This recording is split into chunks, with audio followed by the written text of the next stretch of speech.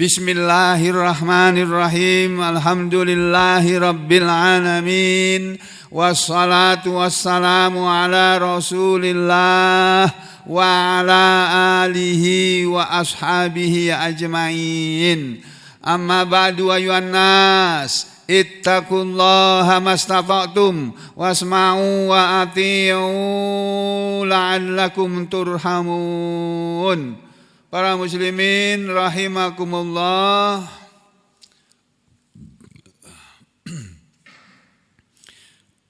Kita lanjutkan kajian kita setiap ba'da subuh. Yang kalau kemarin kita berbicara tentang amalan lisan dan amalan arkan, amalan yang diucapkan dengan mulut, yaitu berupa zikir dan wirid, zikir dan doa. Dan amalan arkan, amalan anggota tubuh yang dimulai dengan berwudu, sholat dan seterusnya. Yang hari ini saya tidak melanjutkan itu dulu. Ada yang lebih urgen, lebih mendesak untuk disampaikan, yaitu tentang kemungkinan hari Idul Adha tahun ini itu akan jatuh pada hari Jumat, ya. Akan jatuh pada hari Jumat. Oleh sebab itu, ya Bapak Ibu, aduh kok dipateni. Oleh sebab itu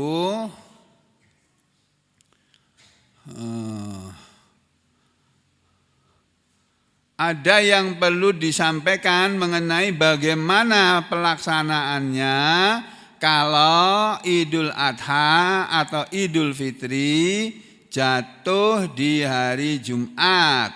Karena adanya sebuah hadis yang menerangkan bahwa Rasulullah SAW memberi keringanan untuk tidak sholat Jumat pada hari Idul Adha atau Idul Fitri kalau yang bersangkutan sudah ikut melaksanakan sholat Id. Kalau dia tidak ikut sholat Id, ya dia harus ikut sholat Jumat. Ya, tapi ini keringanan dari Rasulullah Sallallahu Alaihi Wasallam. Nah, sekarang saya sampaikan dalilnya atau pembicaraannya ada di Kitabus Shalah, di sini kitab tentang sholat, di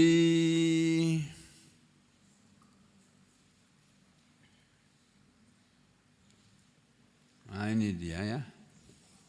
Salat Jumat, tentang salat Jumat, Abwabul Jumat.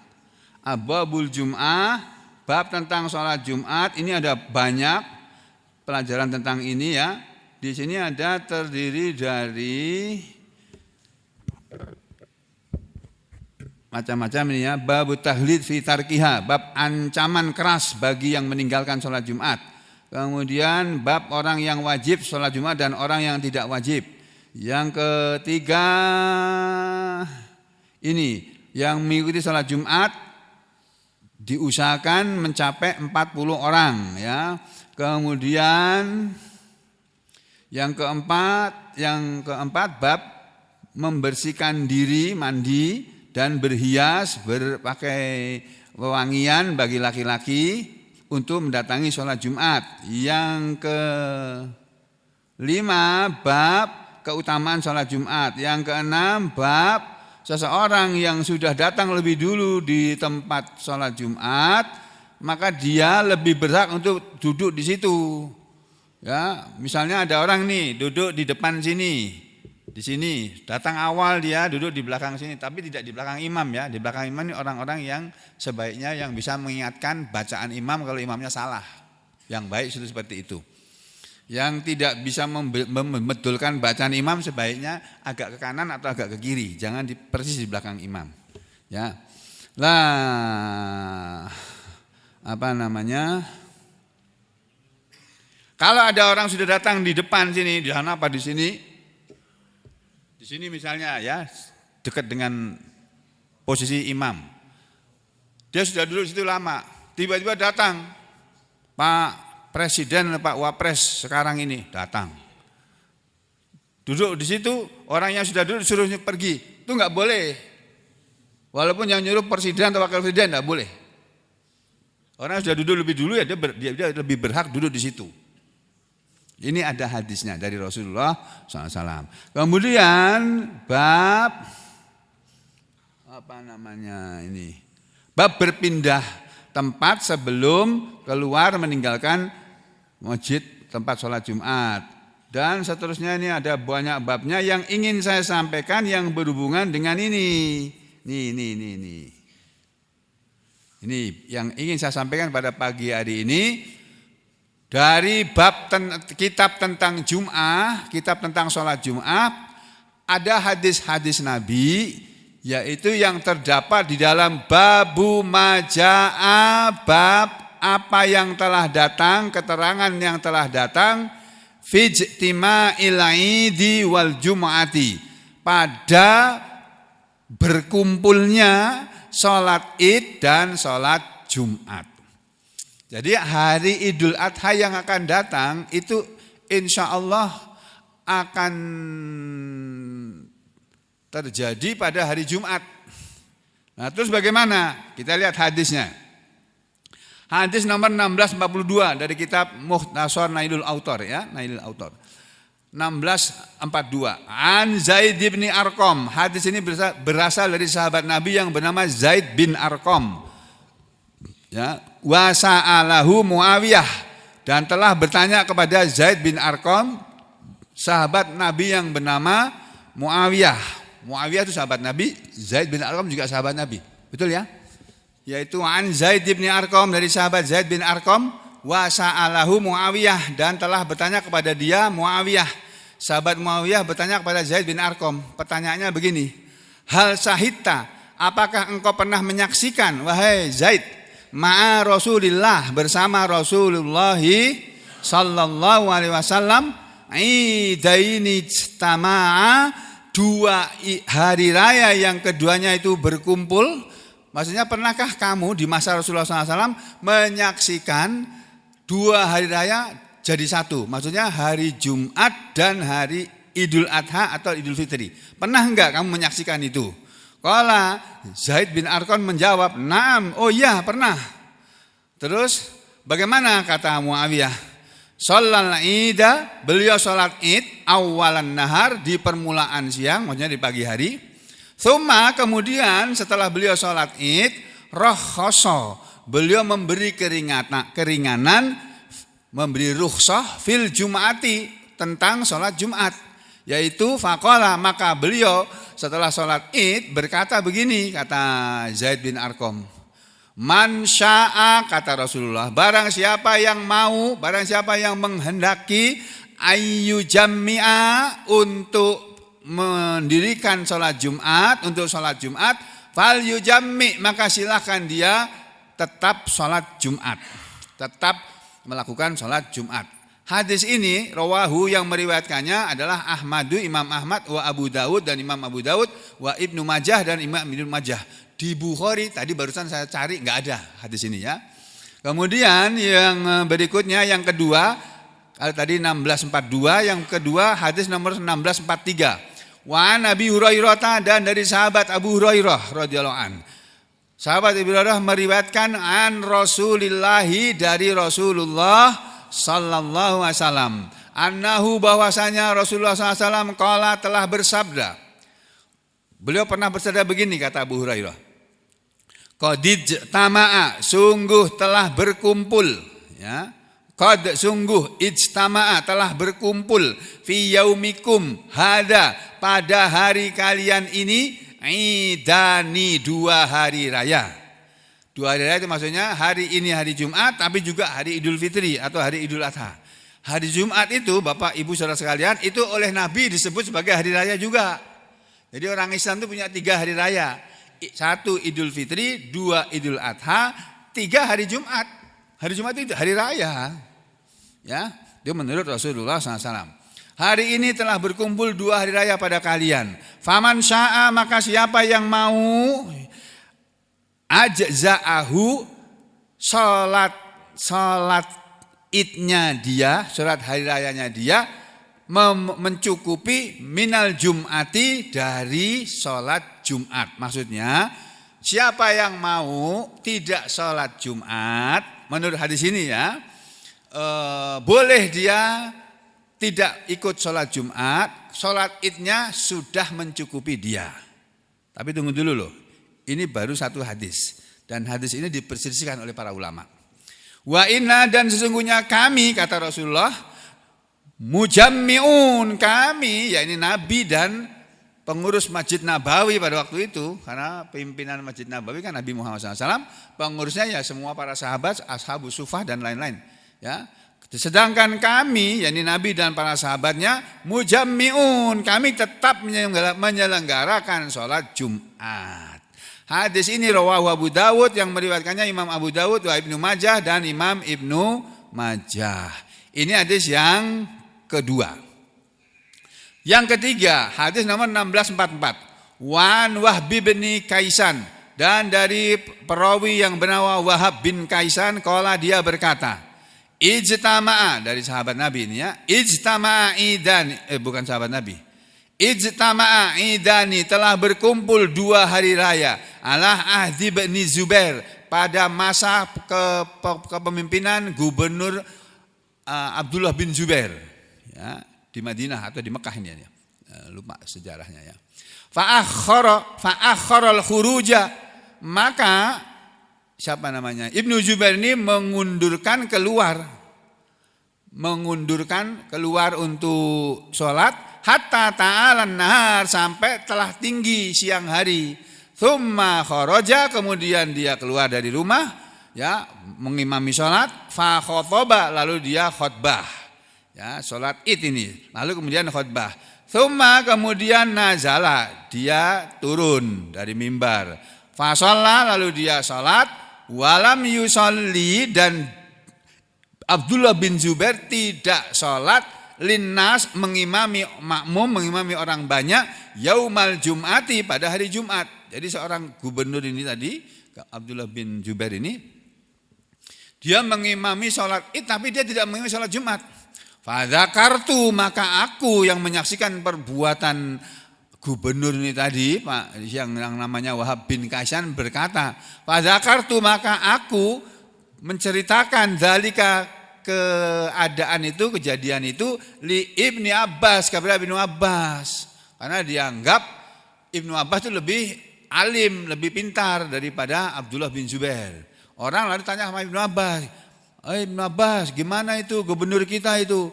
Dia sholat id, tapi dia tidak sholat Jumat. Kayak apa itu? Kira-kira kalau bahasa kita gitulah. Ya, maka Ibnu Abbas menjawab, asobas sunnah. Oh, dia sudah menepati sunnah. Itu perbuatan dia sudah mencocoki sunnah. Enggak apa-apa, memang diperbolehkan oleh Nabi. Hadis ini saudara, rawahu, yang meriwayatkannya An-Nasaiyu, Imam Nasai, wa Abu Dawud, dan Imam Abu Dawud, binahwihi, dengan lafal yang seperti ini. Lakin, akan tetapi, bukan dari rawi ini tadi, bukan dari rawi yang bernama Wahab bin Kaisan, tapi min riwayati Apo, dari riwayatnya Imam Apo. Nah, sudah ya. Terus di sini disimpulkan, bentar. Ada lagi nih, wali Abi Dawud, dan ada hadis kepunyaan Imam Abu Dawud, wali Abi Dawud Aidon, dan ada hadis kepunyaan Imam Abu Dawud juga, an Atha, yang berasal dari Atha, dari tabi'in yang bernama Atha. Qala, Atha berkata, ijtama'a, telah berkumpul, yaumul jum'ati, hari Jumat, wa yaumul fitri, dan hari Idul Fitri, ala ahdi bin Zubair, pada zaman pemerintahan Abdullah bin Zubair. Maka berkatalah Atha, ya, maka berkatalah Abdullah bin Zubair, idan ijtama'a, ada 2 hari raya telah berkumpul, fi yaumin wahidin, pada satu hari ini, yaitu hari ini hari Idul Fitri dan juga hari Jumat. Fajama'ahuma jami'an, maka mengumpulkanlah Abdullah bin Zubair kedua sholat tersebut jami'an, bersama-sama. Ya, ini fasallahuma, maka dia melakukan sholat pada keduanya, rakaataini, 2 rakaat, bukrotan, di pagi hari, lam yajid alaihima, dan dia tidak menambah atas 2 sholat Idul Fitri tadi hatta sholal asro, sampai kemudian dia sholat asar. Jadi kata Abdullah bin Jubair, hari ini telah berkubur 2 hari raya dalam 1 hari. Lalu dia, Abdullah bin Jubair, karena dia gubernur. Kalau zaman dulu yang namanya gubernur itu harus orang yang pintar agama, Pak. Oh, sekarang kan nggak ngerti agama, nggak pintar agama, boleh jadi gubernur. Akibatnya ya korupsi boleh, karena nggak ngerti agama. Nah, kalau zaman dulu gubernur itu harus orang paham agama, orang yang taat kepada agama, orang yang menjalankan pelaksanaan kepemerintahannya dengan jujur dan transparan, itu ya, terbuka. Jadi Abdullah bin Jubair dia melaksanakan sholat Idul Fitri di pagi hari, lalu dia tidak sholat sampai datang asar. Jadi dia tidak sholat Jumat. Abdullah bin Jubair. Ini menurut hadis yang diriwayatkan oleh Abu Dawud. Nah, kemudian di sini penjelasannya. Qala Syarihu rahimahullahu taala, telah berkata Imam Asy-Syaukani sebagai pensarah hadis tersebut di atas, rahimahullahu taala, semoga Allah taala membelas kasihani, merahmati beliau. Imam Asy-Syaukani menerangkan makna hadis-hadis tersebut di atas begini. Qauluhu, perkataan dalam hadis di atas tadi, summa, kemudian kata siapa tadi itu, Zaid bin Arqam ya, rakhasa, Nabi memberi rukhsah, memberi keringanan fil Jum'ati, tentang hari Jumat. Boleh kalau orang sudah sholat Idul Adha atau Idul Fitri, boleh dia tidak sholat Jumat di hari itu ya.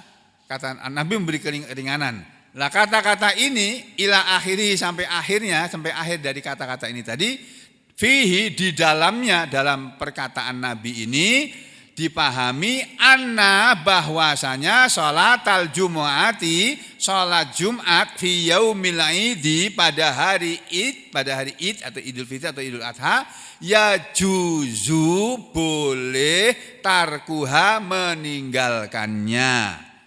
Ini kesimpulan dari hadis yang tersebut di atas ya.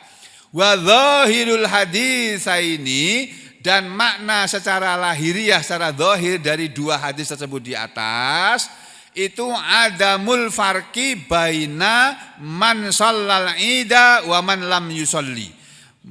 Kedua hadis tersebut di atas secara zahir, secara nyata itu meniadakan perbedaan antara orang yang sholat Id dengan orang yang tidak sholat Id ya. Wa bainal imam, dan antara imam, wa ghairihi, dan selain imam. Jadi itu kata Imam Syaukani, ila, sampean bahwasanya qala, telah berkata para ulama atau Imam Syaukani ya, menyampaikan omongan para ulama, wa yadullu, dan hadis-hadis tersebut di atas menunjukkan ala kepada adamil wujubi, ketiadaan hukum wajib bagi orang untuk sholat Jumat pada hari Id ya. Wa annat tarhis, sedangkan pemberian keringanan atau rukhsah itu amun, bersifat umum, likulli ahadin, untuk setiap orang yang tarku Bani Zubair, telah meninggalkan amalannya Ibnu Zubair, lil Jum'ati, untuk sholat Jumat. Wa huwa, dan dia al-imam, adalah seorang imam, idzaka, ketika itu. Jadi saudara, maksud dari keterangan ini satu lagi nih.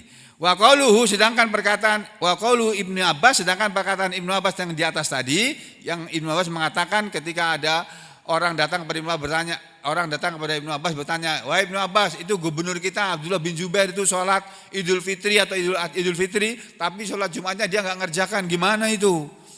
Ibnu Abbas menjawab, ashabas sunnah, dia sudah mencocoki sunnah itu. Ya, wa, itu kata Imam Asy-Syaukani, pernyataan Ibnu Abbas ini ya, yang mengatakan bahwa Abdullah bin Jubair itu mencocoki sunnah, wa adamul ingkari alaihi, dan meniadakan pengingkaran terhadapnya, min ahadin, dari seseorang, minas sahabati, dari para sahabat radhiyallahu anhum. Ya, terus ada lagi apa ini? Oh, ini enggak penting ini.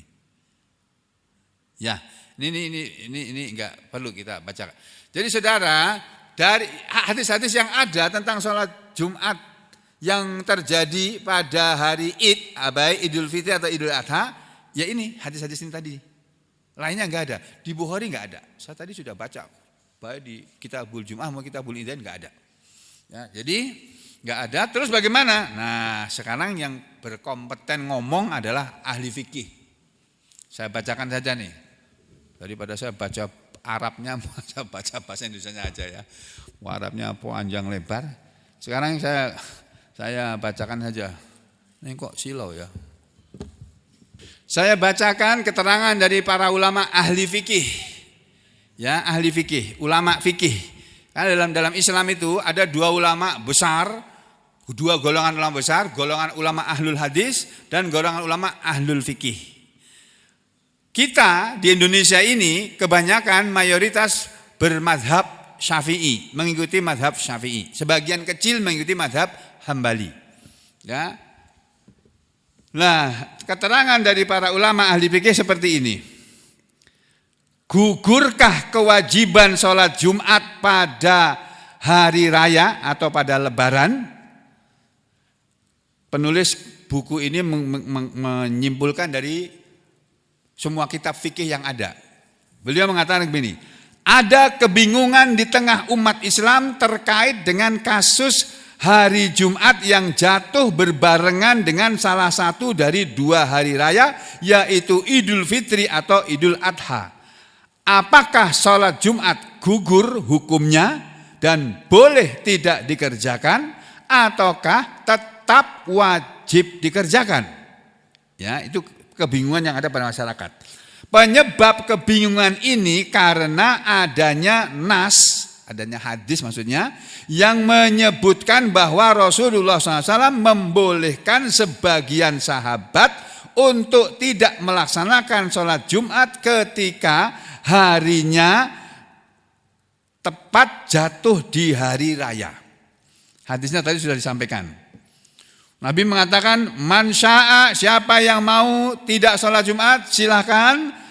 Ya, man sya'a ayyu jammi'a, siapa yang mau untuk tidak melaksanakan sholat Jumat silahkan. Fal yujammi, man sya'a, saya ulangi ya. Man sya'a ayyu jammi'a fal yujammi, maka siapa yang hendak melaksanakan sholat Jumat walaupun dia sudah sholat Id, silahkan dia tetap sholat Jumat. Ini satu. Ya. Sedangkan yang tadi yang kedua, siapa yang mau tidak melaksanakan sholat Jumat, silahkan. Kalau dia sudah sholat Idul Fitri atau Idul Adha, di siang harinya tidak sholat Jumat, silahkan. Tapi kami, yakni Nabi, kalau sekarang ya pengurus masjid, imam dan pengurus masjid, Nabi mengatakan, nahnu nujammi'un, kami tetap menyelenggarakan sholat Jumat. Dalam hal ini umumnya para ulama dan jumhur sepakat mengatakan bahwa hukum sholat Jumat tetap wajib dikerjakan. Ini jumhur ulama. Mayoritas ulama berkesimpulan seperti itu. Sholat Jumat itu hukumnya wajib, sholat Idul Fitri atau Idul Adha itu hukumnya sunnah muakkadah. Tidak bisa sunnah muakkadah menggugurkan yang wajib. Ini jumhur ulama. Ya, oleh sebab itu Bukhari tidak mengeluarkan hadis ini, karena hadis ini kok menurut Bukhari ini bikin nggak nyaman, bukan salah, bukan. Beliau tidak meriwayatkan ya. Jadi dalam hal ini umumnya para ulama seperti itu ya, meskipun jatuh pada hari raya. Jadi saya ulangi. Umumnya para ulama dan jumhur ulama sepakat mengatakan bahwa hukum sholat Jumat tetap wajib dikerjakan meskipun jatuh pada hari raya. Namun ada pendapat yang mengatakan sebaliknya, yaitu madhab al-Hanabilah, madhab Hambali. Ya, madhab Hambali itu yang biasa diikuti oleh teman-teman kita, saudara kita dari kalangan Salafi. Itu cenderung kepada pendapatnya mazhab Hambali. Satu, bagi yang menyatakan bahwa sholat Jumat tetap wajib, dasarnya begini. jumhur ulama, mayoritas ulama, yaitu para ulama dalam mazhab Al-Hanafiyah, Al-Malikiyah, dan As-Syafi'iyah. Jadi 3 mazhab besar. Mazhab Hanafi, mazhab Maliki, mazhab Syafi'i sepakat menegaskan bahwa hukum sholat Jumat tetap wajib dikerjakan meski jatuh bertepatan dengan hari raya, baik Idul Fitri atau Idul Adha. Berikutnya mazhab Asy-Syafi'iyah, mazhab Syafi'i selain mengatakan seperti itu, membedakan antara penduduk suatu negeri dengan mereka yang hidup di padang pasir, yang nomaden. Zaman dulu ini, zaman sekarang udah nggak ada ya. Keringanan penduduk yang nomaden, yang tidak punya rumah, yang rumahnya pindah-pindah. Kadang-kadang di padang pasir di sini, nanti yang dekat dengan kota Madinah, nanti pindah lagi ke padang pasir sebelah sana, jauh dari kota Madinah. Lah untuk orang yang seperti itu menurut mazhab Syafi'i boleh dia tidak sholat Jumat kalau sudah sholat Id. Ya, itu menurut mazhab Syafi'i. Nah, kemudian keringanan untuk tidak sholat Jumat ini hanya berlaku bagi mereka yang tinggal di daerah pedalaman yang memang pada dasarnya tidak memenuhi syarat-syarat kewajiban sholat Jumat. Ya, karena mewajibkan mereka untuk menunaikan sholat Jumat setelah sholat Id dapat menyebabkan kesulitan bagi mereka. Ada banyak dalil yang dijadikan hujah atas pendapat ini. Ya, itu satu. Yang kedua, kuatnya dalil kewajiban sholat Jumat. Kenapa jumhur ulama mengatakan, mayoritas ulama berpendapat bahwa walaupun Idul Fitri, walaupun Idul Adha, kalau bertepatan dengan hari Jumat, hukumnya tetap wajib melaksanakan sholat Jumat. Kenapa mereka berpendapat begitu? Satu, dalilnya tadi situ. Yang kedua, kuatnya dalil kewajiban sholat Jumat. Sholat Jumat itu diwajibkan dengan ayat Al-Quran yang dari segi nas, dari segi dalil merupakan nas yang sharih atau dalil yang jelas dan qat'i yang pasti, baik dari segi thubut, dari segi kesahihannya maupun dari segi dilalah, dari segi dalil-dalilnya, sehingga statusnya qat'iyah, thubut, dan qat'iyut dilalah. Itu kesimpulan para ulama ahli fikih. Dalilnya orang sholat Jumat ada dalam Al-Quran. Sedangkan dalilnya orang boleh meninggalkan sholat Jumat tidak ada dalam Al-Quran. Ada dalam hadis, itu pun diriwayatkan oleh 3 ahli hadis saja. 4 ahli hadis, Imam Ahmad, Abu Dawud, Tirmidzi, dan Ibnu Majah. Ya. Terus bagaimana? Ayat Al-Quran kita semua sudah tahu, ada dalam surat Al-Jumu'ah ayat 9 yang berbunyi A'udzubillahi minasyaitonirrajim. Ya ayyuhalladzina amanu, wahai orang-orang yang beriman, idza nudiya lis-salati mi yaumil jumu'ati, apabila sudah dipanggil dengan azan untuk salat di hari Jumat, fas'au ila dzikrillah, kata Allah, maka segeralah kalian menuju kepada salat Jumat. Ini dalil dari Al-Quran. Sedangkan kebolehan untuk tidak melaksanakan sholat Jumat hanya didasarkan pada nas yang tidak sharih dan yang tidak qat'i, yaitu hadis-hadis yang ketegasan dan kesahihannya masih diperselisihkan oleh para ulama. Makanya Bukhari dan Muslim tidak meriwayatkan hadis tersebut. Ya. Kemudian berikutnya, Rasulullah SAW dan para sahabat tetap melaksanakan sholat Jumat. Meski ada dalil dari Rasulullah SAW yang membolehkan sebagian orang untuk tidak sholat Jumat, bagi yang nomaden tadi, yang tinggal di padang pasir, yang pindah-pindah itu.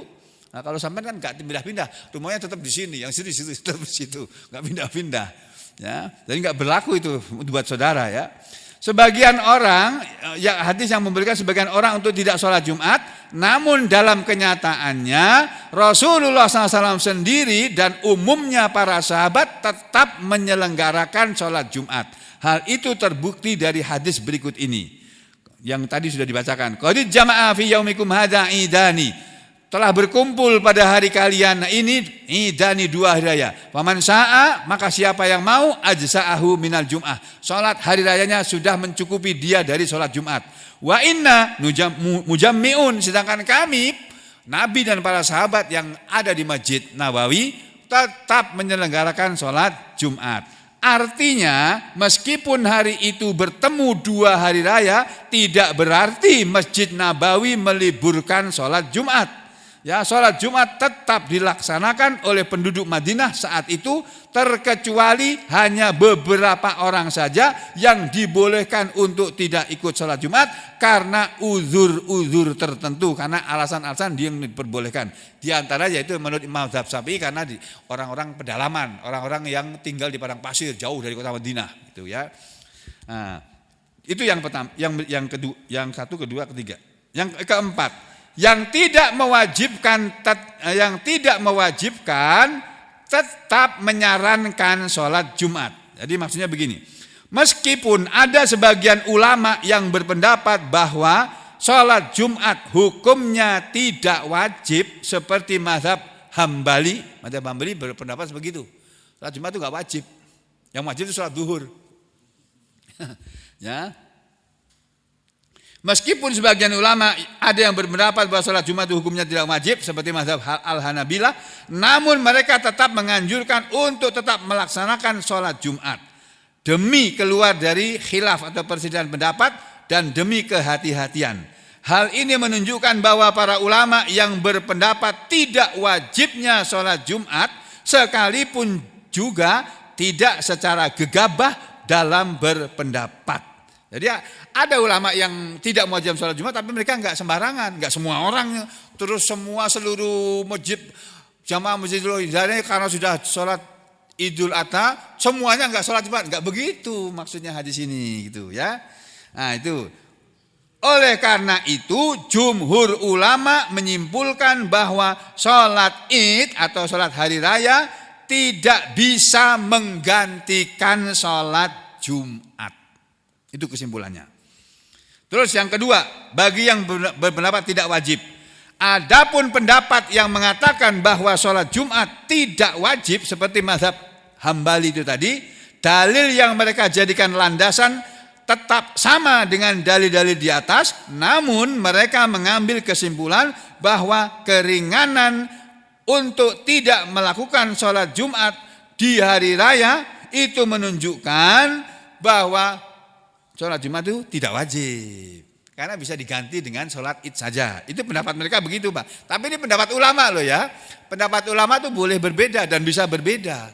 Kita tinggal mau mengikuti yang mana gitu aja. Ya.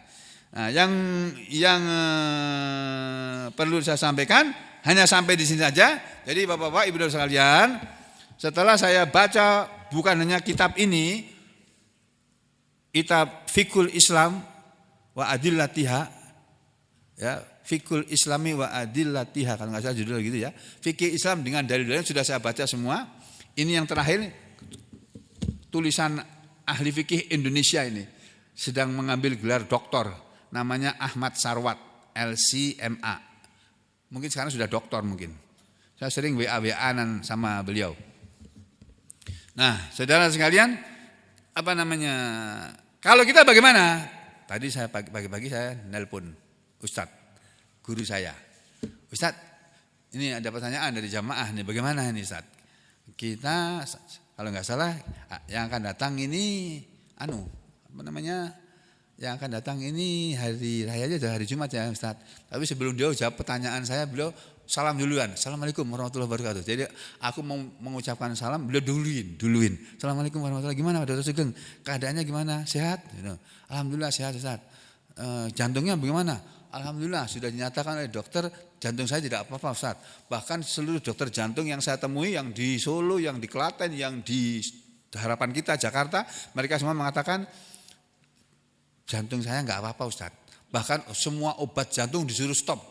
Dan saya sudah nyetop beberapa hari Ustaz, enggak pernah, alhamdulillah enggak pernah sakit nyeri dada lagi. Langsung beliau bilang alhamdulillah. Ya, banyak bersyukur sama Allah ya, banyak bersyukur sama Allah, tetap minta belas kasih sama Allah. Tuh didoakan macam-macam saya.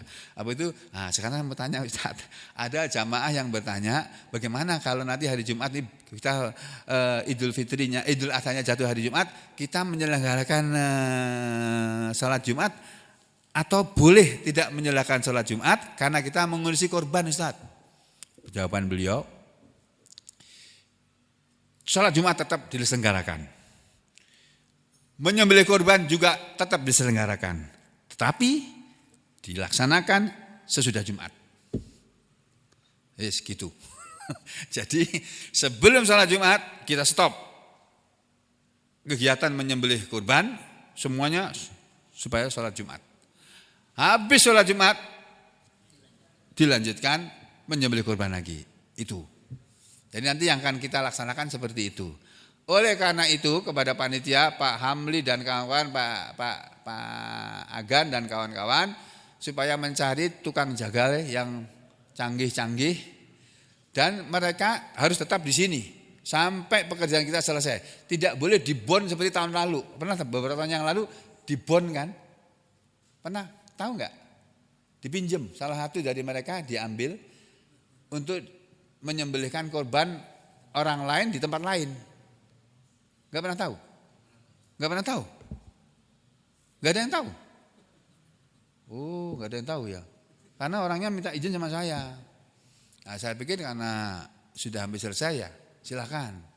Tapi ini berhubung hari Jumat, nanti kalau ada yang minjam tenaga kita, tenaga jagal kita, jangan diizinkan, ya, supaya pekerjaan kita selesai.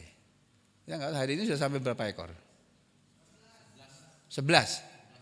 11 kambing yang 5. Jadi nanti diusahakan ya sepagi-paginya lah kita kerja menyembelih kambing dulu kan, habisnya menyembelih sapi pertama. Sapi pertama, sapiku aja sudah sembelih. Daging sapi yang bagianku itu semua aku sedekahkan. Siapa aja. Daging kurban itu kan dibagi 3 Pak ya. 1 dimakan sendiri oleh yang kurban. Tapi ya jangan banyak-banyak. Itu ada yang pertanyaan juga kemarin, Ustadz gimana kalau sapi yang dipotong itu dia cuma bobotnya dagingnya cuma 70 kilo. Maka dibagi 7 orang. Itu ya. Jadi masing-masing orang kan dapatnya berapa? 10 kilo. Kita dapat jatahnya 10 kantong. Ya kan? Nah 10 kantong itu dagingnya kan mungkin cuma setengah kilo paling banyak. Ya toh? Lain-lainnya kan tulangan-tulangan dan sebagainya, jeroan dan sebagainya. Terus bagaimana Ustadz itu? Yang 10 kantong itu memang untuk kita sendiri yang sobil korban kah? Enggak begitu Pak. Itu yang 10 kantong, 10 kresek itu bukan tuh dimakan sendirian oleh yang korban. Itu nanti yang korban tuh biar dia bagi kepada kerabatnya, yang dihadiahkan kepada kerabatnya yang tidak korban, dibagikan kepada tetangganya yang belum dapat, gitu maksudnya. Bukan 10 kantong dimakan sendiri nanti berhari-hari nggak habis itu. Nah itu jawabannya saya begitu. Ini saya sampaikan sekarang ini ya. Jadi kalau saya dapat 10 kantong kresek itu enggak terus dimasukkan ke kulkas saya, ke freezer saya sampai berhari-hari, sampai sebulan enggak habis. Enggak begitu juga. Ya, makin cepat habis makin baik. Apalagi zaman sekarang ini harga-harga sudah mahal, daging mahal, udah kita kasihkan orang saja. Kita makan cukup 1, 2, 3 hari aja sudah. Itu, ya. Ini tunggu dulu. Ini yang saya sampaikan. Jadi kesimpulannya ya, 1, nanti kita tetap menyelenggarakan sholat Jumat dulu. Sampai berapa, usahakan misalkan ada 11 ya, paling enggak 6 atau 7 sapi lah sudah disembelih. Dalam waktu dari jam 7:30 sampai 10:30 atau jam 11 maksimal. Habis itu semuanya cuci tangan, mandi, sholat Jumat. Nanti sholat Jumatnya bisa diundur waktunya, aku yang mundurkan nanti waktunya. Ya kalau enggak persis bunyi teng terus kita boleh. Kalau di Jawa itu jam 12 kurang 10. Di masjid kami di Solo itu jam 12. Di Jakarta Pak, banyak masjid saya datangi di Jakarta rata-rata 12:30 baru mulai itu Pak. Kenapa? Karena menunggu orang-orang yang pada sibuk dari mana-mana. Jadi boleh ya boleh, tergantung takmirnya kok gitu. Ya, jadi tidak harus sama seragam seluruh masjid sampai harus jam 12 kurang jam 11:30 sama dengan waktu zuhur. Ya enggak. Boleh lebih dari itu boleh. Yang penting sudah tergelincir matahari. Jadi kita nanti lihat situasi kondisi, Kita usahakan penyembelihan binatang kurban sapi itu paling enggak 7 ekor lah, sisa 4. Yang 4 itu nanti ba'da Jumat. Selesai insya Allah, asar selesai. Ya. Terus mengenai pembagian daging, ya itu nanti kita bahas dalam kesempatan yang lain. Ini yang ingin saya sampaikan pada pagi hari ini. Jadi kesimpulannya kita nanti tetap insya Allah tetap menyelenggarakan sholat Jumat sholat Jumat ya, karena saya tidak kemana-mana hari Jumat. Saya di sini sampai hari Ahad tetap di sini sehingga ya itu pelaksanaannya seperti yang sudah saya sampaikan tadi. Itu pertanyaan Mas Syahid, saya jawab gitu ya. Nah, gimana caranya? Ya pandai-pandailah kita mengatur waktu dan kecepatan bekerja dan memperhatikan waktu. Udah jam ini nih, tambah lagi yang nyembelih. Nah, apalagi sekarang alat penyembelihannya sudah canggih kalau sudah jadi, Pak Amir. Ya, Pak Amir. Enggak keberatan geret-geret apa mengikat sapi lagi, sudah lebih mudah lagi harusnya ya. Jadi itu yang ingin saya sampaikan. Kalau ada pertanyaan nanti sesudah ini ya. Jadi saya tutup dulu apa yang saya sampaikan ini ya dengan pernyataan aqulu qauli hadza astaghfirullah li wa lakum Allahumma taqabbal minna innaka antas samiul alim wa tub alaina innaka antat tawwabur rahim wa sallallahu ala Muhammadin wa ala ali Muhammad walhamdulillahi rabbil alamin.